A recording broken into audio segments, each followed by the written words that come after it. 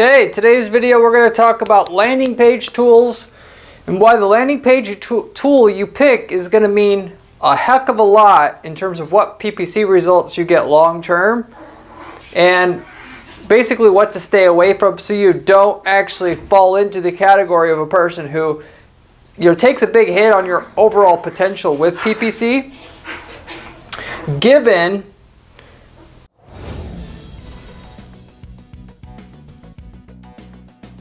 there's a lot of crappy tools out there that you want to stay away from that, well, if you choose those ones, you're going to have a big problem in terms of your overall amount of money that you can make from your PPC over time. That you won't be able to see up front by reading the sales pages of those landing page tools.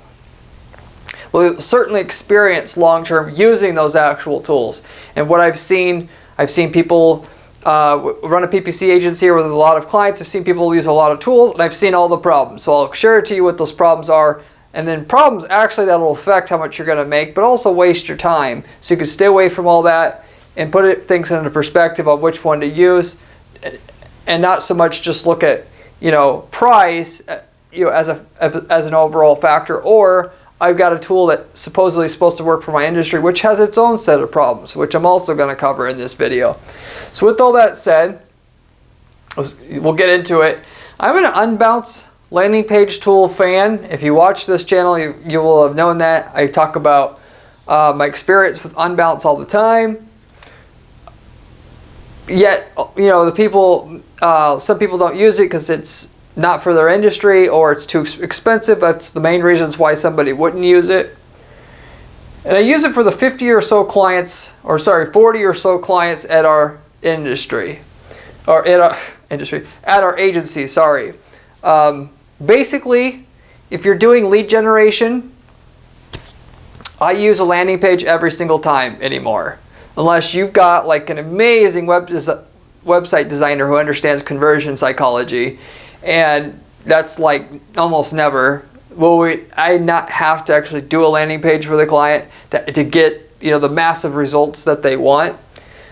And let alone that, what somebody wants to see after clicking on a PPC ad is even different than what somebody clicking on an organic ad wants to see. Because an organic person wants to research more, the PPC person just wants, right now I want to know what I want to know. Can I trust you? Do you do it? Do you cover my area? I want to call, or whatever.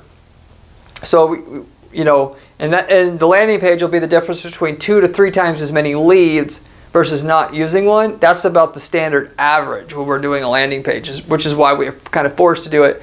When I say forced, I don't care, but you're forced or need to, however you want to phrase it.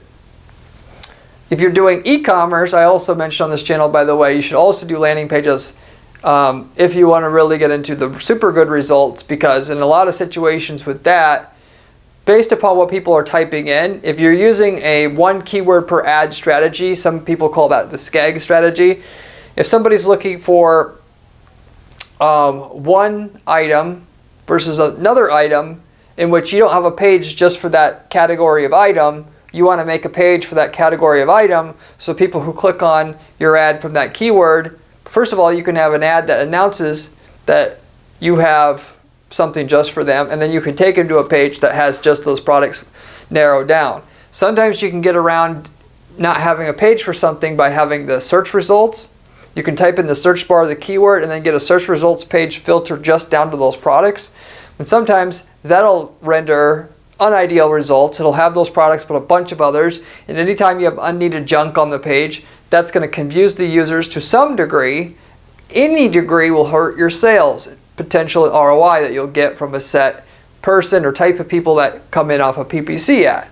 So you can do what I call siloing and actually start making a copy of your search results page, if you will, or your category page, and actually make a page kind of like that, but more so geared to have specific results showing, or a slightly different layout even if you want to go there, but even just have different results that are more ideal to what they're searching for. They're looking for an item with this much power, at least 4 horsepower or more.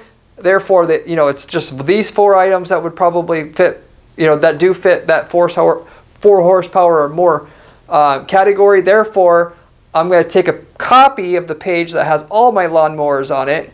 I'm going to make that in, Unbounce, that recreate that category page in Unbounce.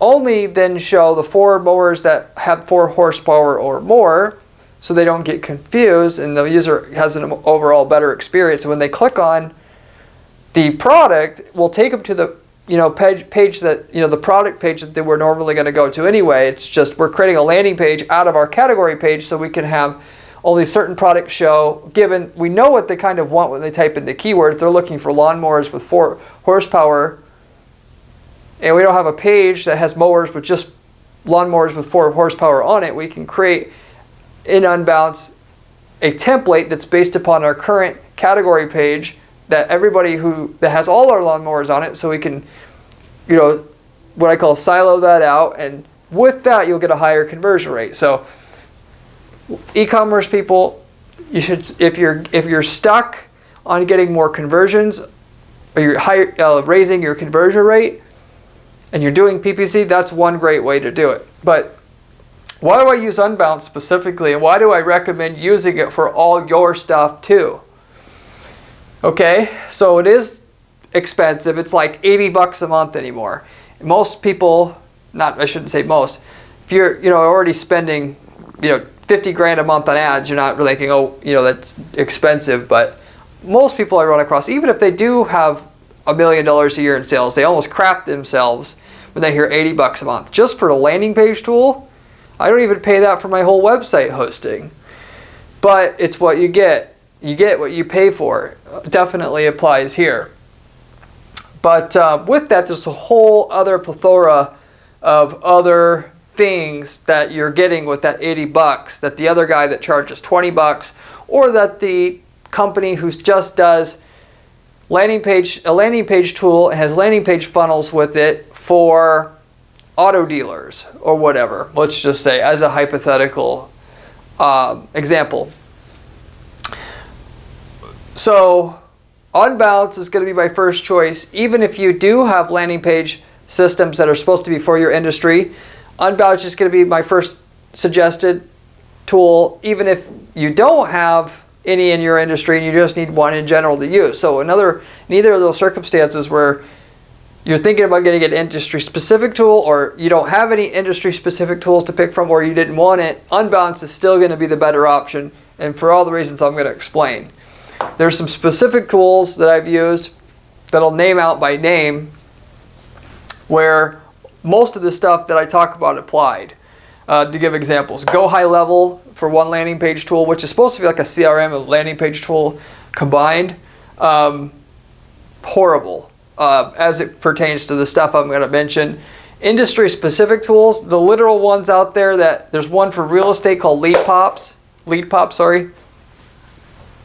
and there's one called Booker for the spa and salon industry that's supposed to be catered to just them. And by the way, I'm not trying to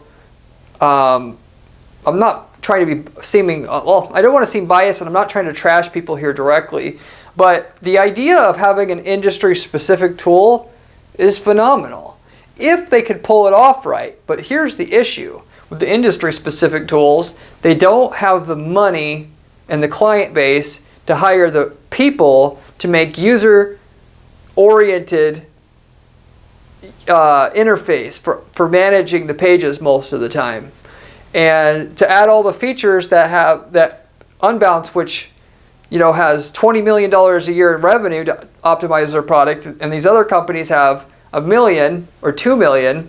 How could you possibly end up with something that's as easy to use and converts as well? We'll just say that.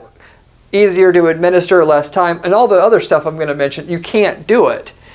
These ones for specific industries, there's not enough volume there to get it done right. As far as I haven't found any that won't do a lot of the things I'm going to mention here and are a better alternative than Unbounce, even if it was for just that industry. It sounds nice on paper. If you don't have the experience I do, we'll just, without sounding too arrogant here, it sounds like the better deal. The purpose of this video is to explain why it's not the better deal, and it's very deceiving at face value, that of what they're presenting and selling on. Obviously we have one just for the auto industry. So if you don't, instead of using anything else, you'd be stupid not to use it. And that's their whole selling point, which is a good one. That's smart on their part to do that, obviously, to come out with a product just for an industry, because they know they'll get a certain percentage who automatically will think, because there's one for their industry, that's the one to go with. But then with that, they get by with, you basically get into the product, and then you realize all this other stuff I'm going to tell you later on, once you've already invested 100 hours in setting everything up. And then it's like your ego will be damaged too much if you realize that they scammed you, and that everything that they should have told you up front, they didn't tell you up front, and it makes your decision the wrong one. And then you fall for that whole, what is called the sunk cost fallacy, where you've lost so much money, or you would admit, you're basically admitting you lost so much money if you admitted the decision you made was wrong, so you're more likely to stick with it, despite what your real your intention should be telling you, that even if you have lost, you should just switch anyway, because you're going to lose even more long term. Or you're going to be even more frustrated long term, which in business, time is money, so it's the same thing anyway. So they're banking on the whole thing. Again, there's a 10, 20, 30% of the market. They know if their market's big enough, like if they have car dealerships, there's enough of them out there, 10, 20, 30% they can get just by saying, we're the car dealership's best friend, and then deliver crap on the back end, and they have the sunk cost fallacy going for them, and therefore they can make a company work half-assed at the end of the day, and it will work, and this owner will make so much money from that, because that's just how people will react once they see the product is crap. They know it. They got all this. It's like a calculated con, in my opinion, that basically in terms of how, not in terms of how it's deliberately done, but just in terms of them understanding that you're not going to know that the product's not good until later on. No offense to a company like Salesforce, but I hear it all the time about them as well. You buy Salesforce, nobody tells them up front that it's going to take 100 hours to configure this right, versus some other CRMs, which I still agree with CRM, but I'm just giving you another example here, that the common complaint is once you get into it, you realize you have to customize a lot, and for a small company, they may not be able to handle that, even though I still recommend Salesforce because it integrates with everything, and you should pay the money up front, but for them, they just feel like the whole sales process there is just sell me on what I want to hear and not tell me all the stuff that I need to hear. That way when I get into it, it's already too late to switch. That's my whole point. And for these other CRMs, they're mainly selling it's cheaper than Unbounce. That's the main thing. This is $15 a month. Unbounce is $80. Therefore, you're stupid for paying $80, because we do all the same things. And you don't realize it until you get into it. All these other problems, and therefore, and not willing to back out then, because you would basically realize that you got scammed and you lost X amount of money and time. You won't admit it to yourself. Like as I mentioned, people upgrade their websites, and their website doesn't convert as well, and their ego is too big to go back to their old site, even if I tell them the site doesn't convert well. And they're willing to drive their company down to zero almost before they'll admit to themselves that they fucked up, and they've got to switch back to their old site. This has happened many times. First of all, you don't have to even go down this road at all just by what I'm going to tell you on this video. But also, if you ever run into a problem, don't be the person, at least when it comes to marketing stuff, wait too long. I mean, obviously you got to stick with and make sure stuff doesn't work before you switch. I say that all the time, but also don't wait forever to realize what you've done isn't the most ideal situation, and just get out of and limit your losses and get out. It's a hard, and rare skill to understand how not to give up too fast on some of this stuff, but also not stick with it so long you're kicking your own ass long term. Anyway, the list of problems that you will run into with these cheaper ones, okay, whether it's an industry specific or a general one that's just generally cheaper, or seems like it's a better option because they offer you a CRM and a landing page tool in one, like this Go High Level, so you don't have to buy Salesforce and you don't have to buy Unbounce. You can buy this, and we do both. First of all, no integration with other future tools. So what good is a tool in your business, particularly an online tool, if it doesn't integrate well with other tools? If you don't realize that yet, that's certainly the case. They may offer an API integration option, so you could integrate your landing page tool that they're pitching you on to other tools, but how do you know? But do you know it's hard to use the API most of the time? That takes a specialized computer programmer if you're literally going to do hand coding and dealing with the API directly. So, and you're talking about, you know, thousands and thousands of dollars. So really, for the average person, they're not going to want to do it. If you're talking about using Zapier, which if you don't know Zapier, it's basically a tool that uses the API of other online tools to be able to it's like a middle software that can take data from one, you know, this happens here, when this happens, I want to take the data from this related thing and bring it over here to my tool. Or it'd be like, if I get a lead on Unbounce, I want that lead to show up in Salesforce, and if there wasn't a direct way to connect Salesforce and Unbounce, this middle software, Zapier, can actually facilitate that exchange of information from one to the other, and set it up to where if A happens on one software, B will happen on the other software. And in specific, take data from A about what happened, not just that it happened, but what happened specifically, who it was that did it, and get that information into the other software. That's just one example of what the Zapier, you know, when I'm talking about what it does.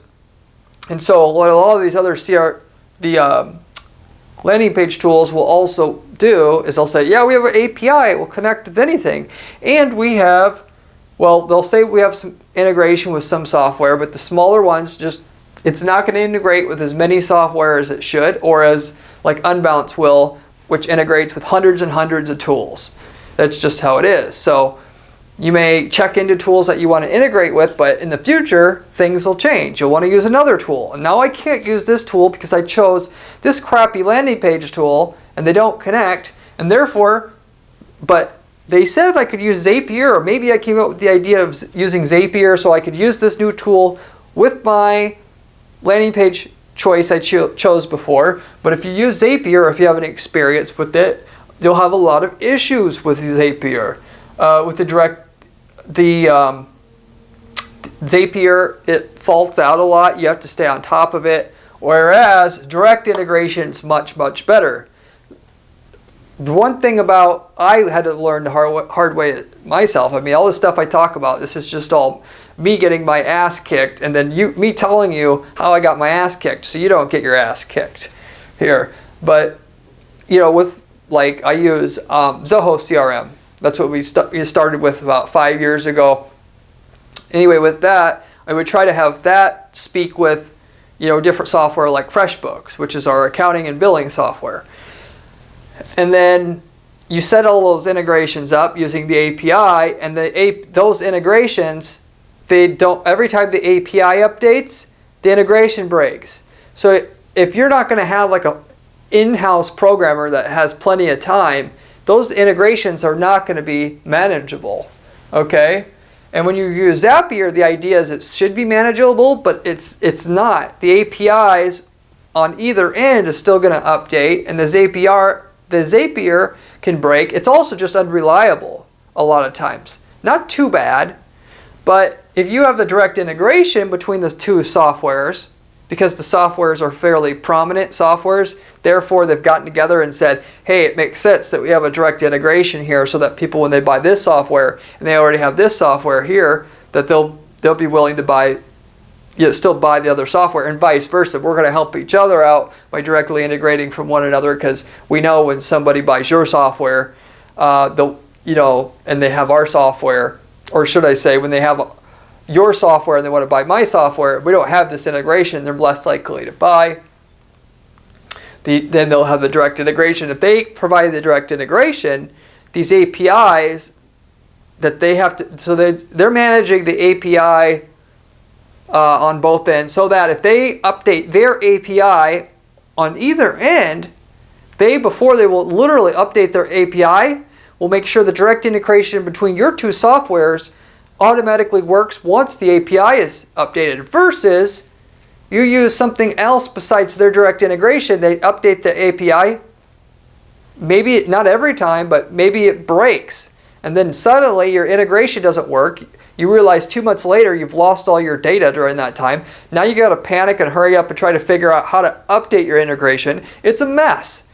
If you have the direct integration, once it's set up, it works for years without touching it. You don't even have to check it. Both companies, before they even did an update to their API, already checked all the other direct integrations they have with all their other partners, which they have a direct integration for, would not break. Once the API is updated, they've already tested your integration with all your softwares, would not break. Therefore, every time they update their API, it's like you've had your own personal programmer update your integration for you before the API ever updated. So that's why you want direct integration. Basically, all the best tools out there generally integrate with all the other best tools.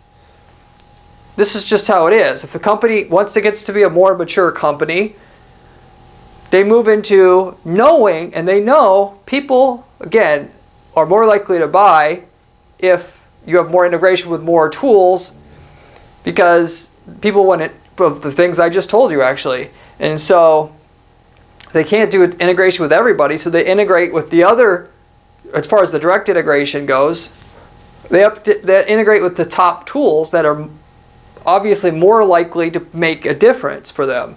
And so you start buying these ganky softwares, you're not going to have integrations available. Therefore, if you buy an expensive tool, they know they can charge you more because it's a better software. It doesn't do all this stuff I'm mentioning, but also it has better integrations, it has more direct integrations, that whole thing. So anyway, even when we're not talking about landing page tools anymore, CRMs, whatever you're doing, billing systems, your best bet, having been through this for our business ourselves, go with the mainstream tools. Yes, you're going to pay, you might have to pay $1,000 a month between the memberships, between all your tools, but they're not going to break once they're set up. And you don't realize the value of that until you've been through it yourself. It's just not worth it. If the little guys are successful, they're trying to make their software good and not therefore do all this stuff, they're eventually going to have a higher price. And so basically all you're doing is paying for them to learn. It's like hiring a consultant that sucks. Of course it's cheap. They're going to use your money to learn. And eventually when they learn, they're charging more. Why would you? It makes no sense to hire a cheap consultant ever. And I'll debate anybody you want on that, respectively. I mean, there's obviously nuances to that about what the value of one is versus another. A little bit of overcharging, but you get my general point. And as you're going to go for cheaper off-brand landing page tools or just online tools in general, SaaS tools, you're paying for them to figure out how to become a big company that's got an actual good product. Anyway, beyond that, number 2 here on my list is load speed. So I have a video or 2 on this channel directly about how load speed affects your PPC conversion rates. If you're over 2.4 seconds in load speed, your conversion rate on your same exact clicks you already have starts going down off a cliff, basically. And if it's faster than 2.4 seconds, you're basically in the clear. So you got to be able to know how fast your landing page will load before you get the tool. Once you build all the pages, you find out the page loads slow. Well, they've got you at that point. Ha!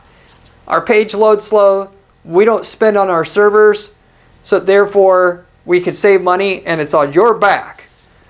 And so one thing you might do if you are considering one of these other companies yet is just give me an example of a page that runs on this platform already, and then you could take that page, you can go to Pingdom, Pingdom, type in Pingdom site speed test on Google, and they have a great tool. There's other tools, but I like this one because they allow you to pick the location of the server. And that's important because the farther away you are from the web server to get that web file that is required to load the landing page on your web browser, the longer it will take to load. And you might have a 1.9 second load speed in New York if your website's hosted in New York, but it might be 2.9 seconds in Seattle if you're in New York trying to download it from a server physically located in Seattle. So you kind of want to have your website hosted in the middle of the country as just as a side tip for your business. But you could try it and if you have Canadian customers, if you have customers in the UK or Australia, which I know a lot of you do, you can also, through that same tool, choose physically to download it as if you were in the UK or in Australia and see how it comes out. And see if you actually are at 2.4 seconds or less on all these different locations. Respectively, no matter how good the tool is, even Unbounce, you're not going to have a 2.4 second load speed everywhere. Okay, internationally at least. Domestically, yes.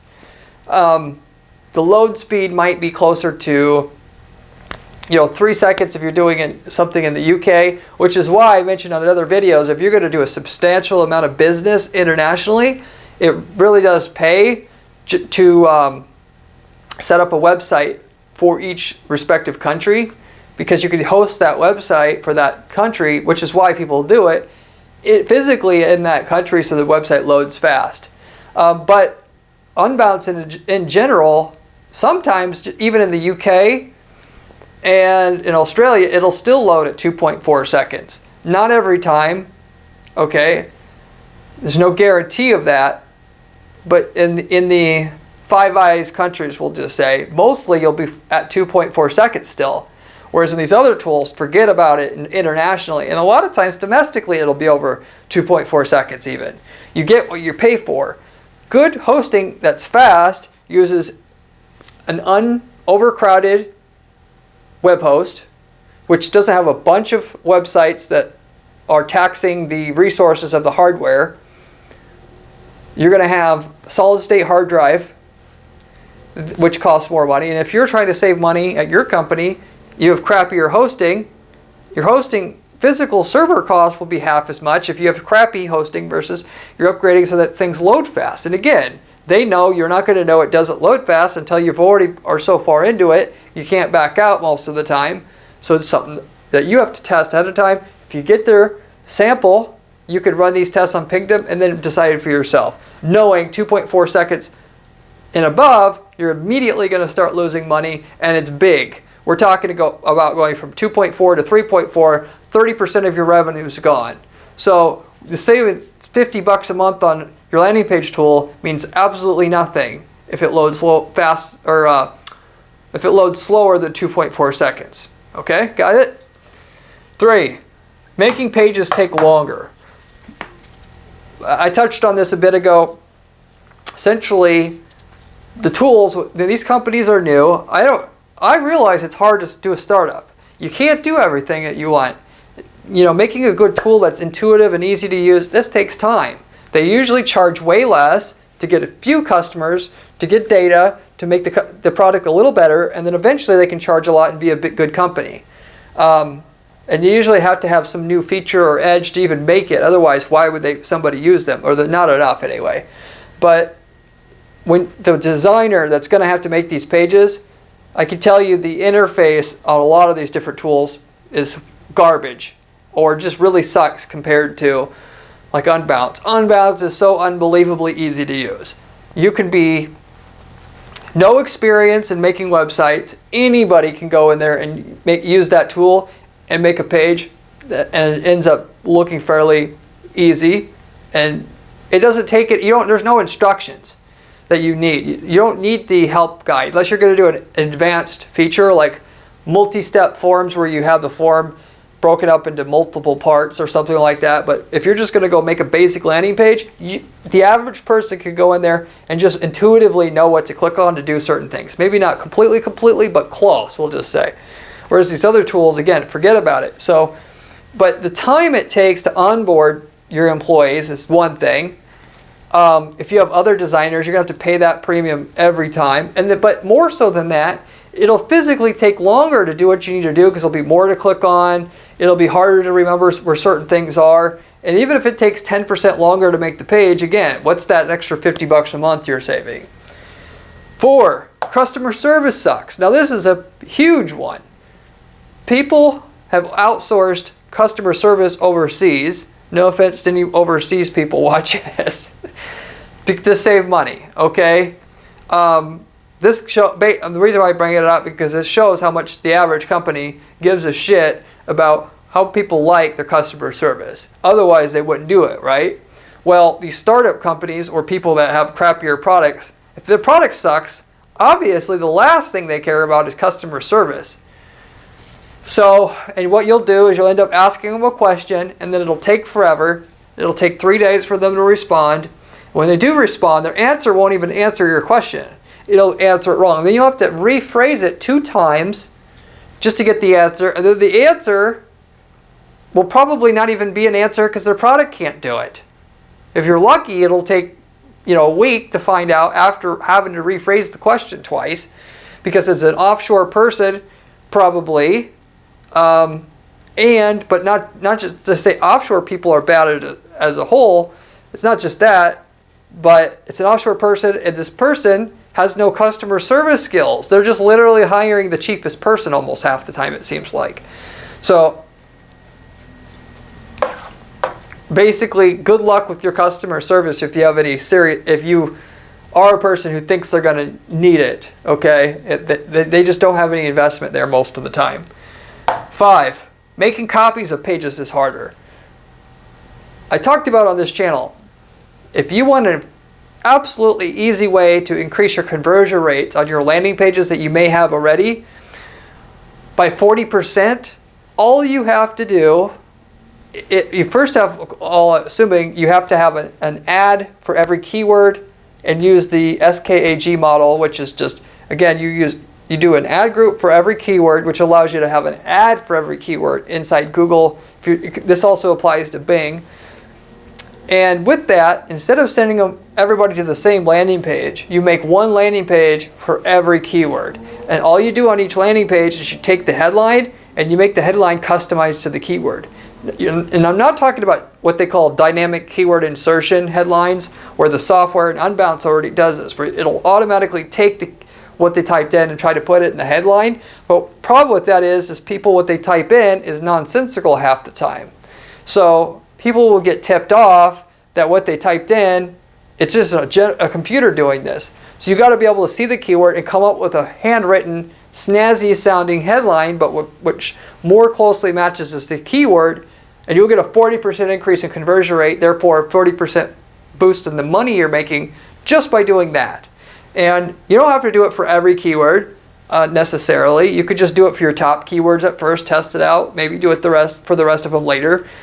For e-commerce companies, it's the same thing. I talked about earlier how you can have a landing page that looks like your category page, but it's now on Unbounce, and you can have just the amount of products that need to show for that set keyword, because you analyze on a keyword by keyword basis how many products should show and which ones specifically. For you guys, you have a headline that's at the top of the page that says like lawnmowers. Well, if they type in 4 horsepower lawnmowers, instead of saying lawnmowers at the top, it can say 4 horsepower lawnmowers, and you'll get a 40% bump, roughly speaking. If you want to use my strategy there, you want to make a bunch of copies of these pages, half of them, you can't even do that. You either can't do it, or it's so hard you don't want to. And so part of why you use a landing page tool is it's primarily the industry started landing page tools instead of just website builders, if we're talking about website builders, is so that you can do split testing easier. You don't need any coding. You can just change something. You can make a copy of the page, change a few things, and then you can easily test one versus the other page, split testing. And so the landing page tools are supposed to have made it easy for you to make a copy of a page. But a lot of them, that is not easy. Okay? With a lot of these tools, they think as long as you can make one copy fairly easy, it's good enough. But the reality is, what the real value in the landing page tool is so you can make 50 copies of the page and make one copy for like each keyword like I'm talking about, because that's where you get the 40% bump in conversion rates you wouldn't have got otherwise. And so in these small companies, Unbounce realizes some people do that, and they've made it easy for you to do 40, 50 copies. But these other ones, generally not. Okay? And not only that, you start to make a lot of copies of the pages. Like if you're talking about making 1,000 copies, the whole system will start slowing down to a crawl in terms of the back-end interface where you make the pages, and you can't physically do it because it's like so slow loading each page, you like give up. And when you contact customer service, even though they said it's unlimited pages in the marketing material, in reality is, yeah, it is unlimited, but it'll take you an hour to make each page eventually once you've made 1,000 already. And why would you make 1,000, by the way? If you see my other channel, you have heard this, but not only do I try to use a landing page for each keyword, which would already almost be 1,000 pages for a lot of industries, but if for like a local business, or even if it's a national business, but you're doing lead generation, if you put the city name on the top of the landing page, you'll get a higher conversion rate even yet. So if you're in Los Angeles, you're looking for sales consulting, but you serve nationwide, you have your ad when they type in sales consultants on Google to say sales consultants LA, and when they click, your landing page says sales consultants LA, and just by having LA on there, it gets a higher conversion rate, even though the reality is all the sales consultants that are advertising on Google are not local, but just the fact that you said their city name in the ad and the landing page, you get a higher, much, much higher return, almost double. Once you combine the fact that you have the keyword and the city there, now you're talking about not a 40% increase on your landing page, but double.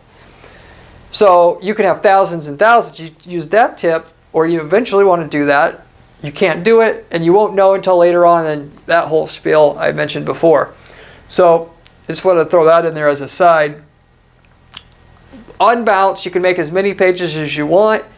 I've made 10,000 pages, or roughly they're up. No problem. The system doesn't slow down. It's no different than making the first page. And most of their pages fail at some point. Okay? Number 6, the last one, tracking's harder. So most of these landing page tools, you can do conversion tracking of the lead as it comes in. That's a phone call or a form fill. If somebody fills out a contact form, that's no problem. Okay? Respectively, if you're an e-commerce company making a landing page and they click through the landing page and they need to buy on some other page, and you have a funnel, if you will, you'll still be able to track purchases that way.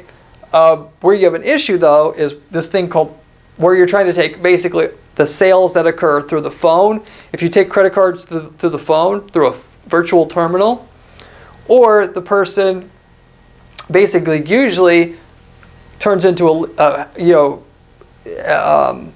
has calls or fills out the form, but doesn't buy for a while. You want to take the people that buy and how much they buy. You want to plug that back into your ad account, which is called offline conversion tracking. You can't do it with most of these other tools because you need to modify your contact forms to have a hidden form field, is what it's called. And a lot of these other tools, they just don't have it built into their system because they're new, which can be literally something you just ask up front and get that one fixed. But respectively, if you want to really, really clean up on PPC and you're doing lead generation, you don't want to just optimize and feed data back into your Google or Bing account about whether somebody called or filled out the contact form. You want to feed in data at least if that lead was qualified, so you can optimize for more qualified leads, not just more leads, because otherwise you're not going to know respectively. Because usually the cheapest leads are the crappiest ones, so you'll just keep getting more. You won't get anywhere. You'll get cheaper leads, but now you'll get more and then waste your salespeople's time versus having the insight to know how to get more qualified leads. You can score the lead, and you can have the lead score piped into your account. You could have the estimated contract value of what you're selling. You could have the actual revenue of what was sold piped back into your account, all through this thing called offline conversion tracking. And so eventually you're going to plateau your results without this full data about what these leads are really about. And so you get there, you've set up all your landing pages, then you find out, this has happened to me multiple times now, which is why I'm mentioning it, that the form, you can't modify the form to capture this, what is called a GCLID or Microsoft Click ID for Bing, which is like a serial number for every ad click. So when somebody buys, you've got the serial number that went along with that lead, because the lead comes through as usual. And then it also now, if you modify your contact form to have this so-called, it's like another field on your form, but it's one you can't see, which is why they call it a hidden form field.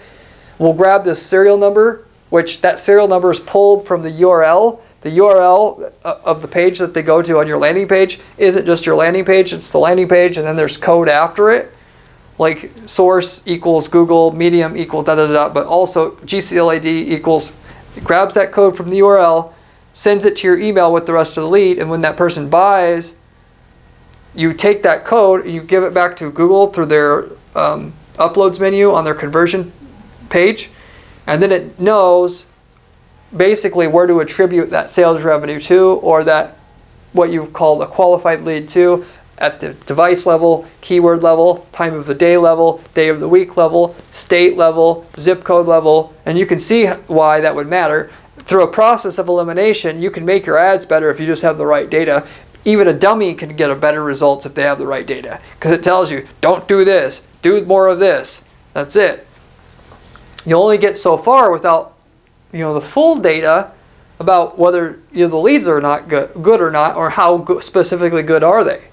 And for you guys that do e-commerce and are using a landing page itself, if you sell something over $100, a certain percentage of the people are going to have to call or fill out the contact form to be able to, before they're willing to purchase, as you know. And when those people come through, and if you take orders over the phone, you want those people that call on the phone, and you put their orders through the phone, if it's over 10% of your orders that come through, to feed that data in so that the ad account knows the full picture about who bought, not just the people who ordered online. And the people that usually order over the phone will trend to be the really, really big people, because the biggest ones will for sure want to talk to somebody first. And you want to be able to do that for yourself if you want to be the top one advertising in your space and just crush it. Be the one out of all of the people in your space that are willing to do the tracking of the revenue and use all that data. You basically are going to win. But you need to have a tool, Unbounce being one, that allows you to have the hidden form field to capture the GCLID code. For phone calls, by the way, just as a side, that code that you need to do this, that's a phone call or a form fill. If somebody fills out a contact form, that's no problem, okay? Respectively, if you're an e-commerce company making a landing page and they click through the landing page and they need to buy on some other page, and you have a funnel, if you will, you'll still be able to track purchases that way. Where you have an issue, though, is this thing called, where you're trying to take basically the sales that occur through the phone. If you take credit cards through the phone, through a virtual terminal, or the person basically usually turns into calls or fills out the form, but doesn't buy for a while. You want to take the people that buy and how much they buy. You want to plug that back into your ad account, which is called offline conversion tracking. You can't do it with most of these other tools because you need to modify your contact forms to have a hidden form field, is what it's called. And a lot of these other tools, they just don't have it built into their system because they're new, which can be literally something you just ask up front and get that one fixed. But respectively, if you want to really, really clean up on PPC and you're doing lead generation, you don't want to just optimize and feed data back into your Google or Bing account about whether somebody called or filled out the contact form. You want to feed in data at least if that lead was qualified, so you can optimize for more qualified leads, not just more leads, because otherwise you're not going to know respectively. Because usually the cheapest leads are the crappiest ones, so you'll just keep getting more. You won't get anywhere. You'll get cheaper leads, but now you'll get more and then waste your salespeople's time versus having the insight to know how to get more qualified leads. You can score the lead, and you can have the lead score piped into your account. You could have the estimated contract value of what you're selling. You could have the actual revenue of what was sold piped back into your account, all through this thing called offline conversion tracking. And so eventually you're going to plateau your results without this full data about what these leads are really about. And so you get there, you've set up all your landing pages, then you find out, this has happened to me multiple times now, which is why I'm mentioning it, that the form, you can't modify the form to capture this, what is called a GCLID or Microsoft Click ID for Bing, which is like a serial number for every ad click. So when somebody buys, you've got the serial number that went along with that lead, because the lead comes through as usual. And then it also now, if you modify your contact form to have this so-called, it's like another field on your form, but it's one you can't see, which is why they call it a hidden form field. We'll grab this serial number, which that serial number is pulled from the URL. The URL of the page that they go to on your landing page isn't just your landing page, it's the landing page, and then there's code after it. Like source equals Google, medium equals da-da-da-da, but also GCLID equals, it grabs that code from the URL, sends it to your email with the rest of the lead, and when that person buys, you take that code and you give it back to Google through their uploads menu on their conversion page, and then it knows basically where to attribute that sales revenue to, or that what you call a qualified lead to, at the device level, keyword level, time of the day level, day of the week level, state level, zip code level, and you can see why that would matter. Through a process of elimination, you can make your ads better if you just have the right data. Even a dummy can get a better results if they have the right data, because it tells you, don't do this, do more of this. That's it. You only get so far without the full data about whether the leads are not good or not, or how specifically good are they. And for you guys that do e-commerce and are using a landing page itself, if you sell something over $100, a certain percentage of the people are going to have to call or fill out the contact form to be able to, before they're willing to purchase, as you know. And when those people come through, and if you take orders over the phone, you want those people that call on the phone and you put their orders through the phone, if it's over 10% of your orders that come through, to feed that data in so that the ad account knows the full picture about who bought, not just the people who ordered online. And the people that usually order over the phone will trend to be the really, really big people, because the biggest ones will for sure want to talk to somebody first. And you want to be able to do that for yourself if you want to be the top one advertising in your space and just crush it. Be the one out of all the people in your space that are willing to do the tracking of the revenue and use all that data. You basically are going to win. But you need to have a tool, Unbounce being one, that allows you to have the hidden form field to capture the GCLID code. For phone calls, by the way, just as a side, that code that you need to do this, callrail is, if you use callrail call tracking on your site, they grab the code for you. So whether they order through the phone or they order through having come through a contact form, you can get the code to do all this kind of tracking. I won't get into any more details on that. Just specifically for the calls, you can do it with any landing page tool you have. But for the form leads, you got to be able to have a hidden form field, like I said. And not everybody allows you to modify the form to have a hidden form field, which you would want and need to have to do this level of tracking.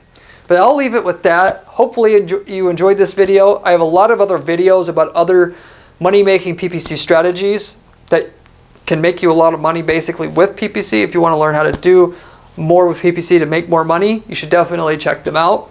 I have a blog at guaranteedppc.com/blog with step-by-step information on how to be able to put PPC campaigns together and strategies together like I do it here for our clients here at Guaranteed PPC to guarantee the results. If you want to see things on a more step-by-step basis, you can definitely also find it there. Maybe that'll be of extra use to you. If you have any questions about the landing page tool potentially that you're using, or advice about picking one, or things you think I should have covered here and didn't basically, leave me a comment down below. I get back to every single person who leaves me a comment on this channel, typically within a day or two time. That said, hope you enjoyed, like I said, and see you on my next video that comes out in another couple of days with another great PPC strategy on it, so you can learn some more about PPC again. See ya.